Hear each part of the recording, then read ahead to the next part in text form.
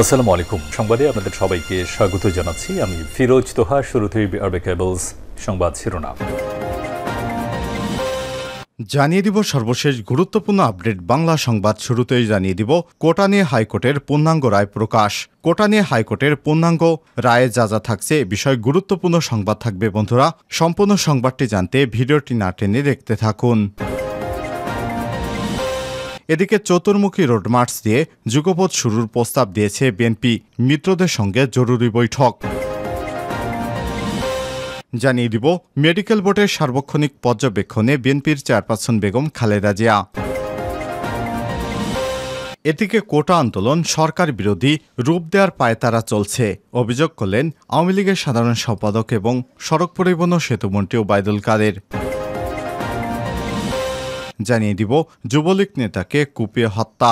চট্টগ্রামের আনোয়ারা উপজেলায় মোহাম্মদ জালাল ৩৮ নামে এক স্থানীয় এক যুবলীগ নেতাকে কুপিয়ে হত্যা করেছে প্রতিপক্ষরা।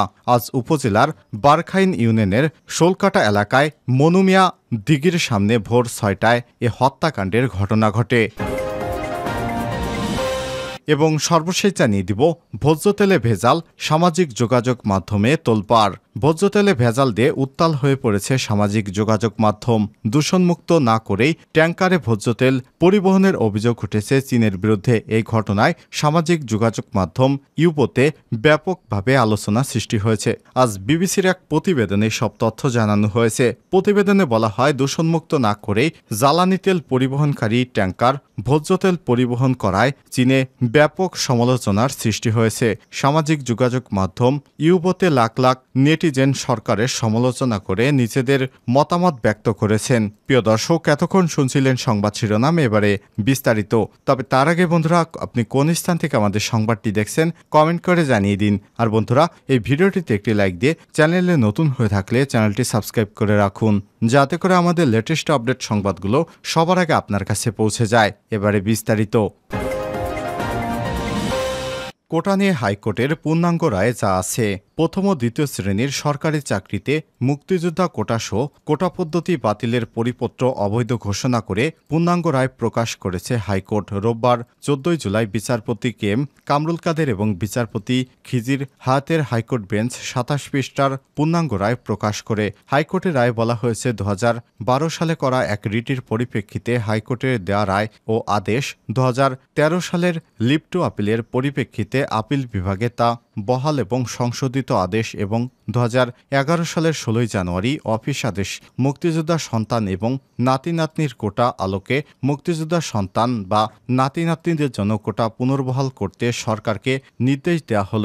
একই সঙ্গে জেলা নারী প্রতিবন্ধী ব্যক্তি, উপজাতি, ক্ষুদ্র জাতিগোষ্ঠীদের জন্য কোটা সহ যদি অন্যান্য বিষয় থাকে কোটা বজায় রাখতে নির্দেশ দেওয়া হল। এ বিষয়ে যত দ্রুত সম্ভব আদেশ পাওয়ার ৩ মাসের মধ্যে পরিপত্র জারি করতে নির্দেশ দেওয়া হলো।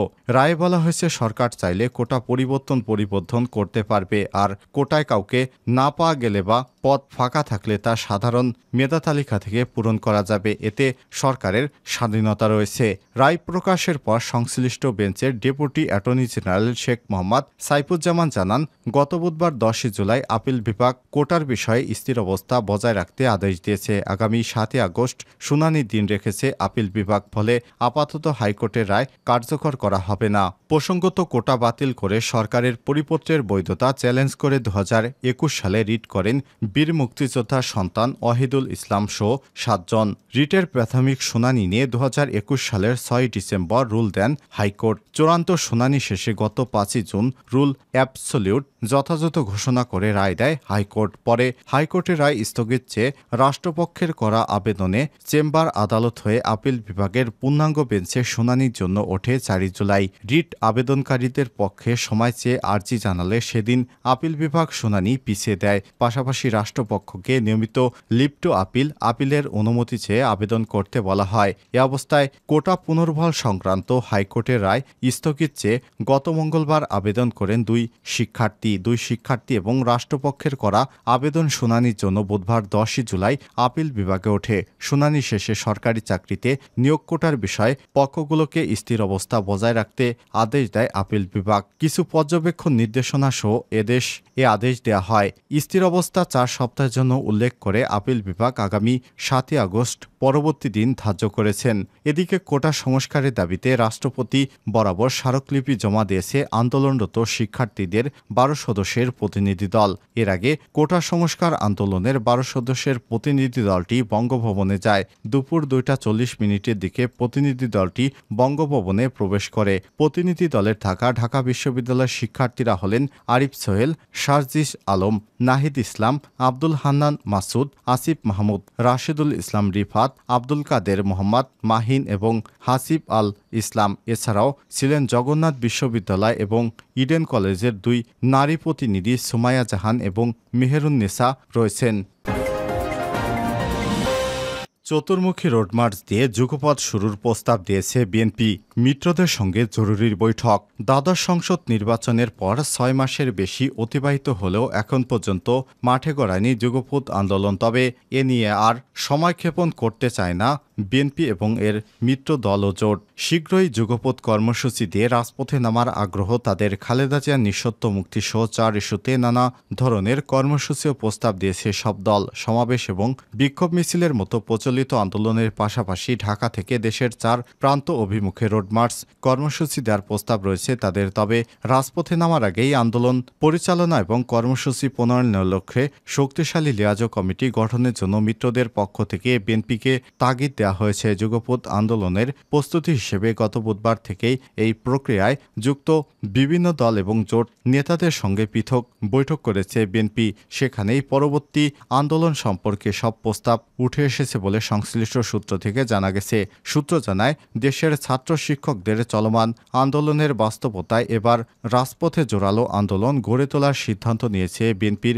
এই ধাপে মিত্রদের পাশে চায় দলটি। সার্বিক পরিস্থিতি বিবেচনায় চলতি মাসের শেষ সপ্তাহে রোডমার্চের কর্মসূচি দিয়ে যুগপথ আন্দোলন মাঠে গড়াতে পারে। সেই আন্দোলনের কর্মকৌশল নির্ধারণে ইতিমধ্যে গণতান্ত্রিক বাম ঐক্য NDM, Gonoforum Bangladesh people's party PPP, labour party, জাতীয়তাবাদী সমমনা জোট এলডিপি এবং গণ অধিকার পরিষদ নুরুল হক নূরের সঙ্গে পৃথক বৈঠক করেছে বিএনপি। বিএনপির জাতীয় স্থায়ী কমিটির সদস্য এবং যুগপথের লিয়াজো কমিটির সদস্য নজরুল ইসলাম খান বলেছেন, দেশ এবং দেশের মানুষ পরিবর্তনের জন্য প্রতীক্ষা করছে।